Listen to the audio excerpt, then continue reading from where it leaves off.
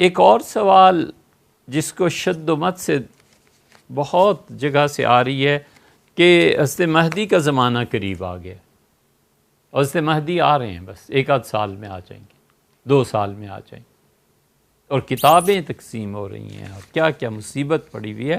ہم نے کئی مرتبہ عرض کیا کہ مسئلہ کیا ہے، امام مہدی آئیں یا نہ آئیں، ہمارا اس سے کیا تعلق ہے؟ ہمارا عقیدہ ہے یقیناً وہ آئیں گے، ہم اہل سنہ میں سے ہیں، ہمارے نزدیک سیدنا مہدی رضی اللہ عنہ علیہ السلام کا آنا برحق ہے، یہ ہمارے عقیدے کا حصہ ہے، اور جس شخص کا یہ عقیدہ نہیں ہے حضرت مہدی کے متعلق، ہم اسے گمراہ جانتے ہیں۔ ہمارے فقہا نے تو کفر تک کا فتویٰ دیا ہے، وہ کہتے ہیں کہ حدیث کے تواتر کا انکار ہے۔ تواتر جو ہوتا ہے وہ 4 طرح سے ہوتا ہے، انور شاہ صاحب رحمۃ اللہ علیہ نے 4 قسمیں لکھی، اسے پڑھ لینا چاہیے حضرت انور شاہ صاحب رحمۃ اللہ علیہ کے ہاں۔ حضرت مہدی کا انکار کرنا، یہ احادیث جو متواتر چلی آ رہی ہیں ان کا انکار کرنا ہے۔ فقہا اس بات کو لکھتے ہیں کہ ڈر ہے کہ وہ شخص کفر میں مبتلا نہ ہو جائے۔ عبد القادر کی کتاب پڑھیے، الفرق بین الفرق، سب مانتے ہیں۔ حضرت مجدد الفسانی رحمۃ اللہ علیہ جتنے بڑے صوفی تھے، فقہ میں بھی ان کا کچھ کم مقام نہیں تھا۔ یہ تو مکتوبات شریف پڑھیں تو پتہ چلتا ہے کہ کیسی کیسی دقیق باتیں، کیسے کیسے پیچیدہ مسائل پہ حضرت رحمۃ اللہ علیہ رائے دیتے ہیں۔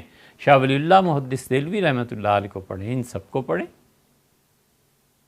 پڑھتے کیوں نہیں؟ مطالعہ کیوں نہیں کرتے؟ یہ جو درس و ارشاد اور فتویٰ کی جو مسند مل جاتی ہے نا، اس کے لیے بہت گہرا علم، بہت وسیع علم اور اللہ کا خوف درکار ہے۔ اس ترازو پہ خود کو تولتے رہنا چاہیے، اور جو مسئلہ نہ پتہ ہو نہیں بولنا چاہیے۔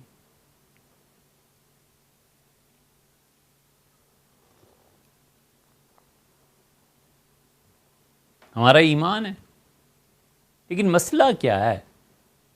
حضرت اگلے سال آ رہے ہیں، 10 سال بعد آ رہے ہیں، 50 سال بعد آ رہے ہیں، کب آ رہے ہیں؟ کیا مسئلہ کیا ہے؟ جب بھی آئیں، ہمیں اپنا کام کرنا چاہیے، ہمیں اپنے ادارے بنانے چاہیے۔ عالم اسلام پہ جو کڑا وقت آیا ہوا ہے، اس کا ہمیں سوچنا چاہیے۔ سیدنا مسیح علیہ السلام بھی آئیں گے، اب ان کے انتظار میں کام چھوڑ دیں، ان کے انتظار میں باطل کو باطل نہ کہیں، حق کو حق نہ کہیں۔ اقامت دین کے لیے، اقامت حق کے لیے ہم بولیں بھی نہیں، دل میں برا بھی نہ مانیں کہ ٹھیک ہے اب حضرت مہدی اور عیسیٰ علیہ السلام آئیں گے تو اللہ کو کیا جواب دینا ہے؟ آئیں گے، یقیناً آئیں گے، ہمارا ایمان اور عقیدہ ہے، مگر اس سے بحث کیا ہے کہ سالوں کا تعین کرو؟ ایسے نہیں ہے میرے بھیا۔ اسپین جب غرق ہو رہا تھا نا، تو اس وقت اسپین کے صوفیہ گلیوں میں جا جا کر دیکھتے تھے کہ حضرت مہدی آ رہے ہیں، کوئی نہیں آئے۔ حضور اقدس صلی اللہ علیہ وسلم نے حضرت مہدی کے لیے جو علامات بتائی ہیں وہ اب تک پوری نہیں ہوئی۔ آخر کس غرض سے اس بحث کو چڑھا جاتا ہے؟ حضرت تھانوی نور اللہ مرکزو کو پڑھ لیجئے۔ حضرت تھانوی رحمۃ اللہ علیہ نے خود فرمایا کہ میں اپنے پیر و مرشد حضرت حاجی امداد اللہ صاحب مہاجر مکی رحمۃ اللہ علیہ کے پاس بیٹھا ہوا تھا۔ اس وقت پورا عالم اسلام غلامی میں تھا، کہنے کو ہی صحیح، لیکن جس طرح سے اس وقت کفر کی طاقتیں غالب تھیں، اب وہ بظاہر صورتحال نہیں رہی، اور مسلمانوں کے کتنے ہی ممالک آزاد ہو گئے۔ اس وقت یہ آزادی بھی میسر نہیں تھی، تو لوگ اس تلاش میں تھے کہ حضرت مہدی آئیں، اور پورے عالم اسلام میں حضرت مہدی کی تلاش تھی کہ اب تو مسلمانوں کا بیڑا غرق ہو گیا، اب حضرت مہدی آ کے چھڑائیں گے۔ اس اثناء میں جو 2 بہت بڑے واقعات پیش آئے ہیں، وہ یہ کہ جن لوگوں کی حدیث پہ حضرت مہدی کے متعلق احادیث پہ نظر تھی، جب مرزا غلام احمد قادیانی نے دعویٰ کیا کہ میں مہدی ہوں، تو اہل حدیث حضرات کی اور دیوبندی حضرات کے بہت سے پڑھے لکھوں کا ادھر کو جھکاؤ ہو گیا، اور وہ مرزائی ہو گئے، مرتد ہو گئے۔ انہوں نے کہا بس حضرت مہدی تو اب آ گئے، اور غلام احمد قادیانی کو انہوں نے مانا، اور غلام احمد قادیانی نے جب مہدی ہونے کا دعویٰ کیا تو عالم اسلام کے حالات ہی ایسے تھے، لوگ اس کی تلاش میں تھے، لوگ اس گمراہی میں پڑ گئے۔ اور دوسری طرف حضرت تھانوی رحمۃ اللہ نے لکھا کہ یہ حال تھا کہ اس آدمی نے آ کے کہا، تو میں نے حضرت سے عرض کیا کہ میں حضرت مہدی سے کی خدمت میں حاضر ہوا ہوں، تو حضرت نے بہت خوشی سے اجازت دی۔ میں گیا تو مالکی مسلح پہ ایک آدمی بیٹھا ہوا تھا، تو میں ملا، تو میں نے ان سے پوچھا کہ آپ مہدی ہیں؟ تو انہوں نے کہا میں مہدی نہیں ہوں، مہدی کا نائب ہوں۔ یہ ہر زمانے میں ہوتا رہا ہے، اور لوگ نہیں جانتے کہ حضور اقدس صلی اللہ علیہ وسلم نے ہی فرمایا ابن ماجہ وغیرہ کی روایت میں کہ حضرت مہدی جب آئیں گے تو اس وقت امت کے بہترین افراد بیت اللہ شریف میں بیٹھے ہوئے ہوں گے اور اس انتظار میں ہوں گے کہ حضرت مہدی کب آئیں گے، تو آسمان سے آواز دی جائے گی کہ اللہ کے خلیفہ مہدی ہیں، ان کے ہاتھ پہ بیعت کرو۔ تو جو امت کے سب سے اچھے لوگ ہیں ان کے سامنے حضرت مہدی طواف کریں، انہیں نہیں پتہ چل رہا، اور جھوٹ کوئی ایک گپ ہو تو بتائیں نا، جھوٹ پہ جھوٹ کہ ہمارے حضرت نے حضرت مہدی کو دیکھا ہے حرم میں، وہ 12 سال کے بچے تھے، نماز پڑھ رہے تھے، ہمارے حضرت نے ان کا سایہ دیکھا۔ کہاں سے تمہارے حضرت نے پہچان لیا کہ وہ مہدی ہیں؟ وہ تو اپنے اس مقام پر، اور رسول اللہ صلی اللہ علیہ وسلم نے فرمایا ایک ہی رات میں مہدی کو اللہ اتنے بڑے مقامات سے گزارے گا کہ صبح ہوتے ہوتے وہ مہدی بن چکے ہوں گے۔ کس نے دیکھا ہے؟ کہاں دیکھا ہے؟ ذرا خدا کا خوف نہیں ہے، تمہیں جھوٹ بکتے ہو۔ حضرت رسالت پناہ صلی اللہ علیہ وسلم نے فرمایا عراق، اس پہ سینکشنز لگیں گی۔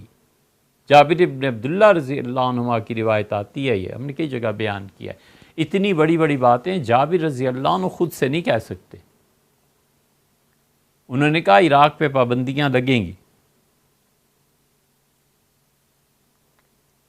روات کہتے ہیں ہم نے عرض کیا کہ کدھر سے، ان کا من قبل الروم، عیسائی دنیا میں مل کے عراق کا بائیکاٹ کریں گے۔ درہم ولا کفیز، ایک روٹی کا ٹکڑا اور ایک پائی پیسہ عراق نہیں پہنچے گا۔ ثم یاتی بالشام، پھر ارشاد فرمایا شام والوں کی سختی آئے گی، پھر فرمایا مصر والوں کی یہ سختی آئے گی، مصر کو ایک درہم اور ایک روٹی کا ٹکڑا نہیں پہنچے گا۔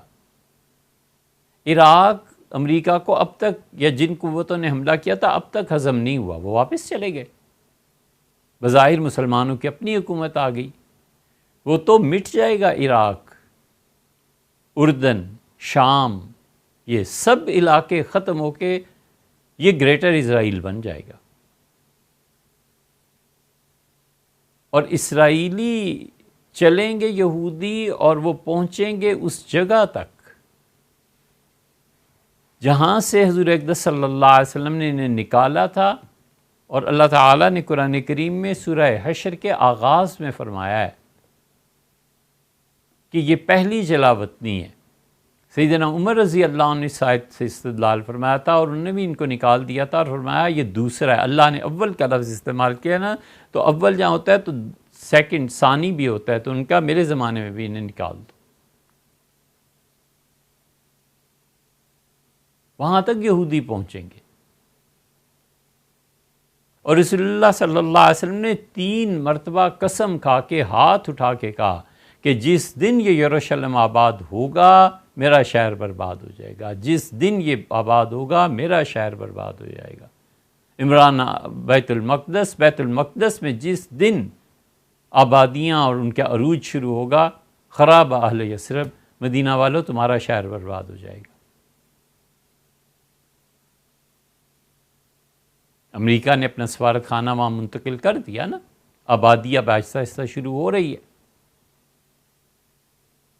واللہ عالم یہ ہوگا یا نہیں، کہ خالصتاً ہم اپنی کسی وجہ سے کہہ رہے ہیں کہ ڈرنا چاہیے اس دن سے جس دن اردن پہ زور ڈالیں گے اور اسرائیل سے ایک پوری روڈ جائے گی، اور یہودیوں کے جو پرانے قلعے ہیں 1500 سال پرانی ان کی عبادت گاہیں جو مدینہ منورہ کے قریب ہیں جہاں سے نکالے گئے تھے، یہ پورا راستہ انہیں ملے گا۔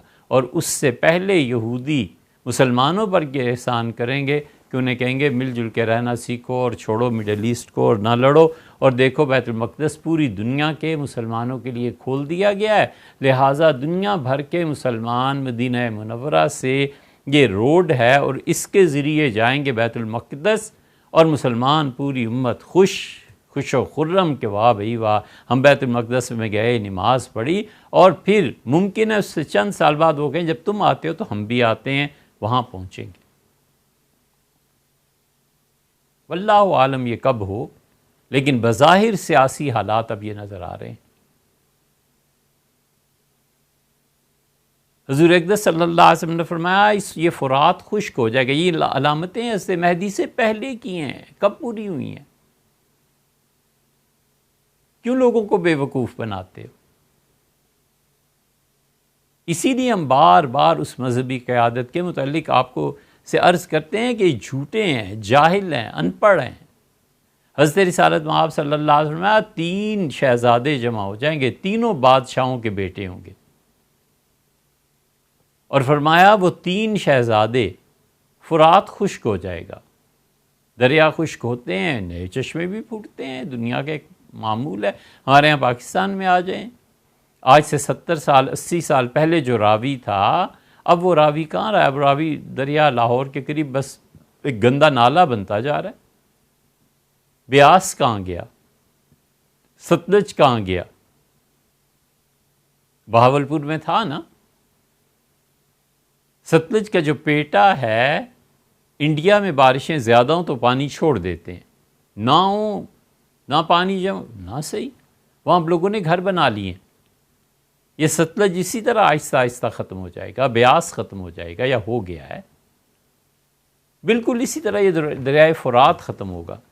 تو حضور اقدس صلی اللہ علیہ وسلم فرمایا 3 بادشاہوں کے 3 بیٹے شہزادے جغرافیائی تبدیلی کی وجہ سے فرات جہاں پر ہے یہاں پر ایک تبدیلی یہ آئے گی کہ سونے کا بہت بڑا پہاڑ یہاں سے نکلے گا، زمین سے برآمد ہو جائے گا، اور اب تینوں شہزادے کہیں گے کہ یہ سونا پھر دنیا میں کہیں نہیں ملنا، میں دونوں کو مار دوں اور خود لے لوں، پھر ایک دوسرے کو اور دوسرا تیسرے کو آپس میں دشمن بن جائیں گے، اور رسول اللہ صلی اللہ علیہ وسلم اتنی شدید خون ریزی ہوگی کہ 99 آدمی 100 میں سے مر جائیں گے، اور ہر کوئی اسی میں ہوگا شہزادہ کہ یہ سونا میرا ہے۔ اب 99 آدمی مریں گے اور ایک جیتا رہے گا۔ یہ تو ایک صحابی رضی اللہ عنہ نے پوچھ دیا، ترمذی میں روایت آتی ہے، ان کا اللہ کے رسول اگر ہم لوگ اس موقع پہ موجود ہوں تو حضور صلی اللہ علیہ وسلم بالکل نہ لینا۔ ظاہر ہے جس پہ اتنا خون بہہ جائے گا اس میں برکت کہاں رہے گی؟ یہ علامت پوری ہو گئی ہے۔ اس لیے مہدی کا آنا ابھی نہیں ہو سکتا، بہت چیزیں ایسی ہیں جو باقی ہیں ان کے آنے میں۔ پھر دلیل کیا لکھ کے بھیجی ہے کہ حضرت دانیال علیہ السلام کی تختیاں جو تھیں نا وہ مل گئی تھیں انہیں، اور یہودیوں کی ریاست کے قیام کے 50 سال بعد امام مہدی کا ظہور ہوگا۔ اب اسرائیل تو پھر یہودیوں کی مرکزی حکومت قائم ہو گئی تھی 1948 میں، 50 سال پورے ہو گئے تھے 98 میں، اب اس کی بھی تعویل کی ہے کہ چونکہ یونائٹڈ نیشنز نے اسرائیل کو تسلیم نہیں کیا تھا اس لیے 50 سال پورے، وہ ہوا 1974 میں، تو 1974 سے پھر 50 سال آگے لگاؤ، تو اس کے نتیجے میں سن 2024 میں حضرت مہدی کا ظہور ہو جائے گا۔ حضرت دانیال کی تختیاں کہاں ہیں، اس کی تحریف کہاں ہوئی ہے، یہودیوں نے جو کچھ کہا ہے وہ کیا وحی الہی ہے؟ یقینی طور پہ امر قطعی ہے کہ اللہ نے حضرت دانیال علیہ السلام کو یہ تختیاں دی تھی۔ ایک اور دلیل دیتے ہیں کہ حضرت مہدی تشریف لا رہے ہیں کہ نسائی کی روایت میں آیا ہے کہ خراسان اور مغربی پاکستان میں یہ لوگ یہاں سے داخل ہوں گے اور یہاں سے پھر آگے جہاد شروع ہوگا، لہٰذا افواج پاکستان حضرت مہدی کی افواج ہیں۔ یہ بھی دلیل ہے۔ ان گل دیگر بے شگفت، یہ نیا ایک پھول کھلا ہے، اور مالا کنڈ سے چلیں گے مسلمان، اور پھر دنیا میں خلافت آ جائے گی، یہ ہو جائے گا، وہ ہو جائے گا۔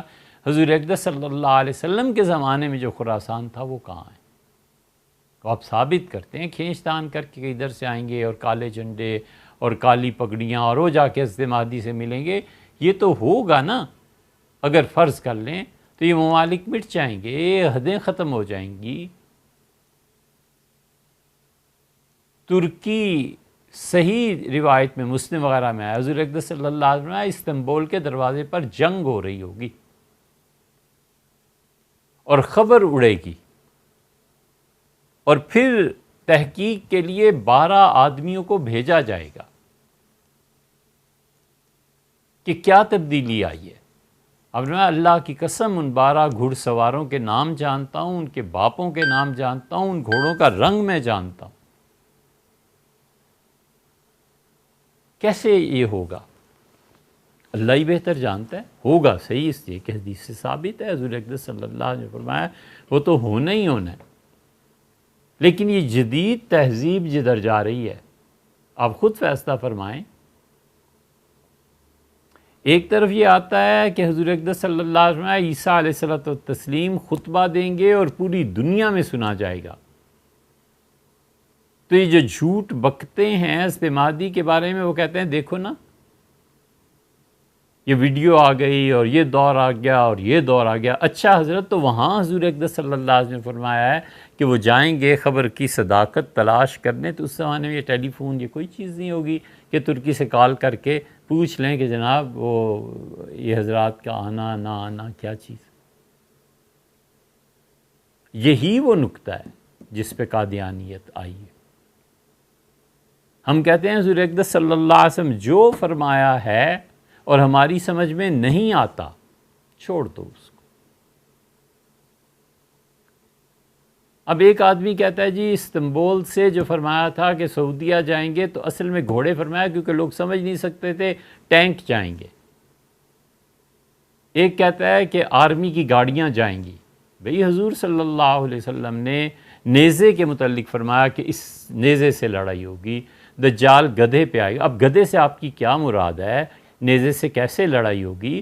ہماری سمجھ میں فی الحال نہیں آتا، ہم اسے چھوڑ دیں۔ ہم کیوں حضور اقدس صلی اللہ علیہ وسلم کی باتوں کی وہ تعبیرات کرنا چاہتے ہیں جو ہمارے باطل کو مدد دے اور قوت دے؟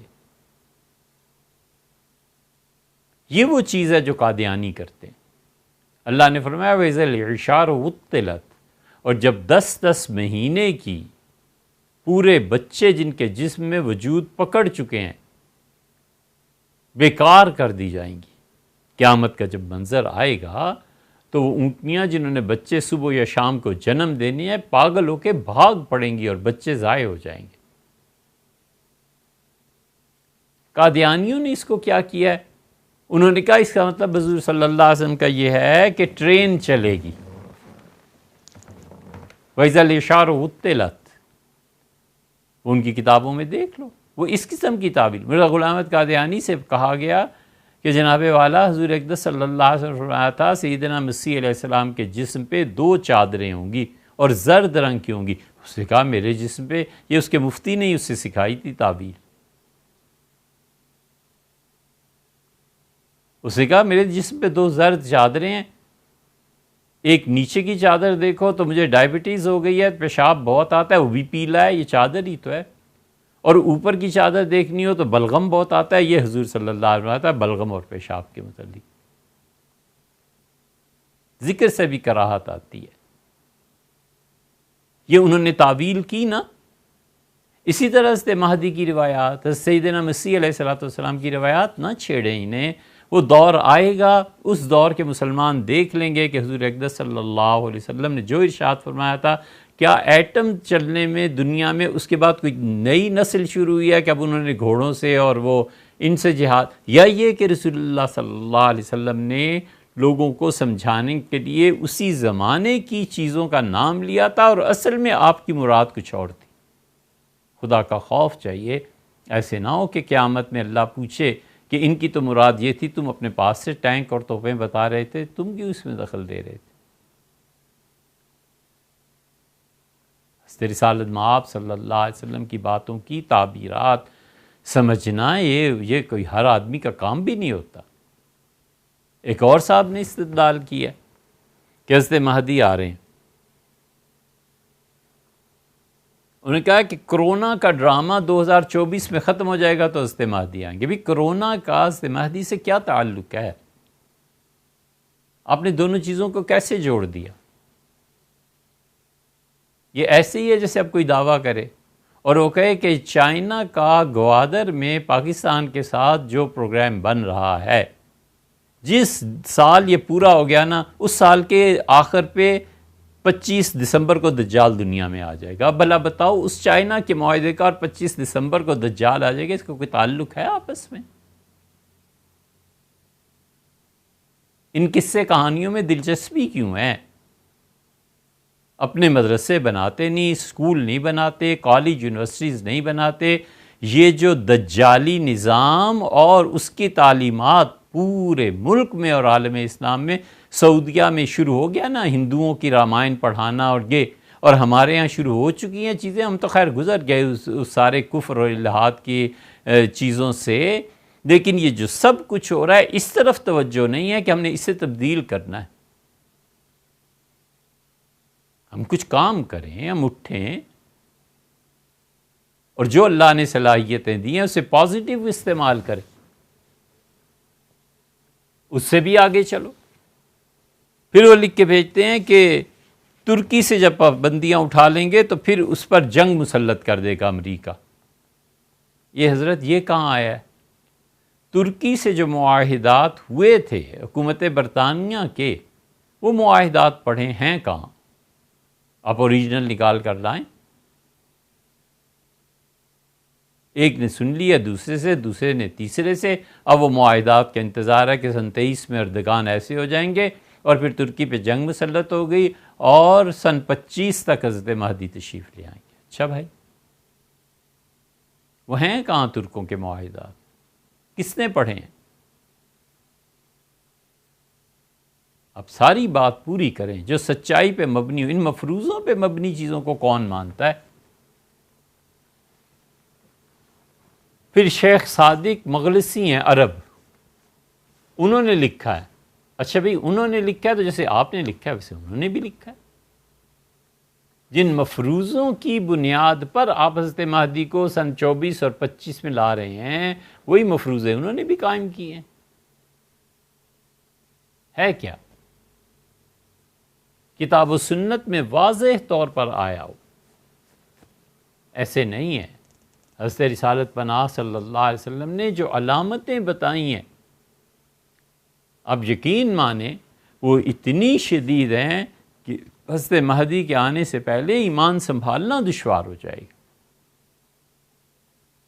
وہ تباہیاں پھریں گی ان سارے علاقوں میں کہ لوگوں کے لیے زندہ رہنا دشوار ہو جائے گا۔ خدا اس دور سے پہلے اس عقیدے پہ اپنے پاس بلا لے جو عقیدہ خود حق تعالی شانہ کا ہے۔ سہل فرمائے اللہ ان چیزوں کو۔ ابھی تو حضور اقدس صلی اللہ علیہ وسلم کا یہ فرمان کہا گیا کہ آپ نے انہی علاقوں کی طرف اشارہ فرمایا تھا کہ یہاں پہ ایک ایسی قوم آ جائے گی جس کا کوئی مذہب اور دین نہیں ہوگا، اور جب وہ چلیں گے تو پھر پہلا قیام جا کے بصرہ میں کریں گے، عراق میں۔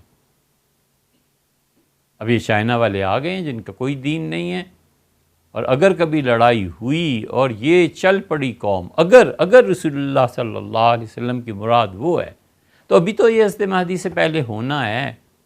آپ کا کیا خیال ہے کہ اگلے 3 سال میں یہ سب ہو جائے گا؟ یہ آپ کی سیاسی بصیرت ہے؟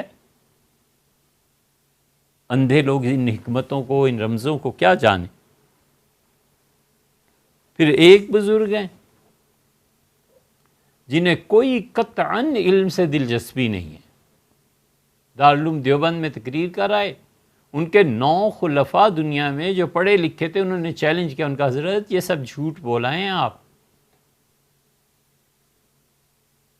الفرقان میں چھپا باقاعدہ، یہ لکھنؤ والوں نے چھاپا، ان کا حضرت یہ بھی جھوٹ ہے، یہ بھی جھوٹ ہے۔ حضرت شیخ الہند رحمۃ اللہ کے متعلق آپ نے فرمایا یہ بھی جھوٹ ہے، یہ بھی جھوٹ ہے۔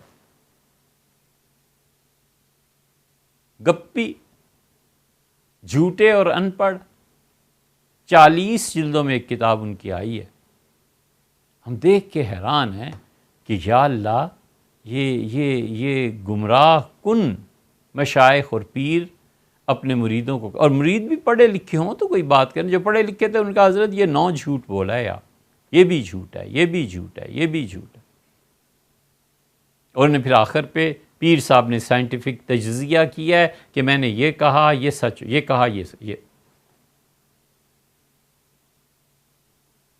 یہ تو اللہ تعالیٰ جزائے خیر دے الفرقان والوں کو، انہوں نے یہ سارا چھاپ دیا، اور وہ 40 جلدوں میں کتاب آئی ہے، نیری گپ بازی ہے، سب جھوٹ ہے، اور مقررات ہیں، کیا ہے تقریروں میں، حالات حاضرہ پہ تبصرہ ہے کہ مہنگائی زیادہ ہو گئی، یہ ہو گیا، بے حیائی زیادہ ہو گئی، عورتیں یہ کر رہی ہیں، فلاں کر رہا ہے، فلاں۔ آپ کوئی علمی بات کریں یار، کوئی ایسی بات کریں جس سے سامعین کے علم میں، ان کے عقیدے میں، ان کے اعمال میں کوئی برکت ہوتی ہو، کوئی اصلاح ہوتی ہو۔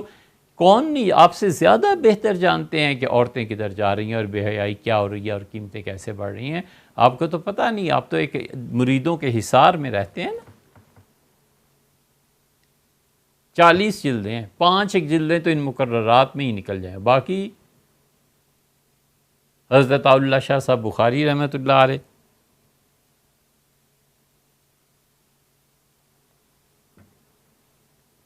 تاریخ نے جن ناموں کو محفوظ رکھا ہے ہندوستان سے آزادی میں، انہیں بہت بڑا نام حضرت رحمۃ اللہ علیہ کا۔ ان پہ الزام لگا، اور وہ تو رہا ہی ہے معمول، کہ کانگریس کے پیڈ ہیں، تو کانگریس انہیں پیسے دیتی ہے، لہٰذا وہ تقسیم کے خلاف ہے۔ حضرت ملتان آ گئے تو ڈپٹی کمشنر نے پیغام بھجوایا، وہ حضرت رحمۃ اللہ علیہ کا معتقد تھا، تو اس نے پیغام بھجوایا کہ حضرت حاضر ہونا چاہتا ہوں۔ تو آئے وہ، حضرت رحمۃ اللہ نے فرمایا کہ بھئی آج تک تو یہی دیکھا تھا کہ ہمیں ملنے کے لیے سمن دے کے بلاتے تھے، جیل ڈال دیتے تھے، یا پہلے آدمی ہیں جو ملنے کے لیے تشریف لائے ہیں سرکاری افسر ہو کے۔ تو انہوں نے کہا کہ جب میں داخل ہوا گھر میں تو ٹاٹ کے پردے لٹک رہے تھے بیٹھک پہ بھی، اور گلی میں کھلی فضا تھی۔ تو میں نے حضرت سے پوچھا، عطا اللہ شاہ صاحب بخاری رحمۃ اللہ علیہ سے، کہ حضرت یہ گھر ہے، سب کچھ ہے، دروازے کیوں نہیں لگائے؟ تو برجستہ فرمایا کہ کانگریسیوں نے اتنے پیسے دیے تھے۔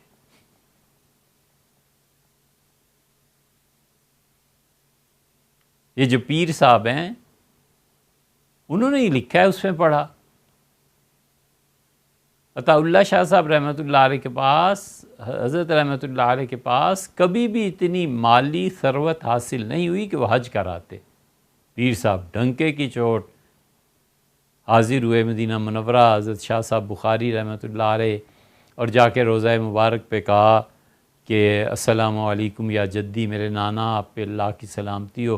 حضور اقدس صلی اللہ علیہ وسلم نے قبر شریف سے جواب دیا اور کہا کہ وعلیکم السلام یا ولدی، میرے بیٹے تم پہ بھی اللہ کی سلامتی۔ حضور اقدس صلی اللہ علیہ وسلم کی آواز کا سننا اور قبر مبارک سے آواز کا آنا کوئی چھوٹی بات ہے؟ اور سب جھوٹ، وہ بیچارے جا ہی نہیں سکے، سب جھوٹ۔ اب کون کہے کہ حضرت کس سن میں گئے تھے، آپ لوگوں کو کیا بتا رہے ہیں؟ جھوٹ اور ظلم، یہ دونوں چیزیں جتنی اب اس امت میں عام ہوئی ہیں، اور تیسرے اس امت کا انقطاع رسول اللہ صلی اللہ علیہ وسلم سے 1500 سال کی تاریخ میں کبھی نہیں ہوا۔ یہ امت کبھی اتنی نالائق اور بے وفا نہیں نکلی جتنی اب یہ رسول اللہ صلی اللہ علیہ وسلم بے وفائی ہے، اور نبی کریم صلی اللہ علیہ وسلم سے انقطاع ہے، ٹوٹ گئے. اور کبھی جھوٹ اتنا امت میں عام نہیں ہوا، کبھی ظلم اتنا عام نہیں ہوا جتنا اب ہو رہا ہے. تو حضرت مہدی کے بارے میں بہت چیزیں، ہر کوئی اپنی اپنی چیزیں لکھتا ہے. اور ہندوستانی کے ایک عالم، اب کیا نام لوں، انہوں نے کہا کہ 15واں پارہ اللہ تعالیٰ نے موسیٰ اور خضر علیہ السلام کا ذکر کیا ہے. تو اس کا مطلب یہ ہے کہ دجال کا فتنہ 16ویں صدی سے پہلے ختم ہو جائے گا. یعنی 50-55 سال، ان سالوں میں پوری دنیا میں اتنی چینجز آئیں گی کہ دجال بھی آ کے نبٹ جائے گا، مہدی بھی آ کے تشریف لے جائیں گے دنیا سے، سیدنا مسیح علیہ السلام تشریف لائیں گے، دنیا سے چلے جائیں گے.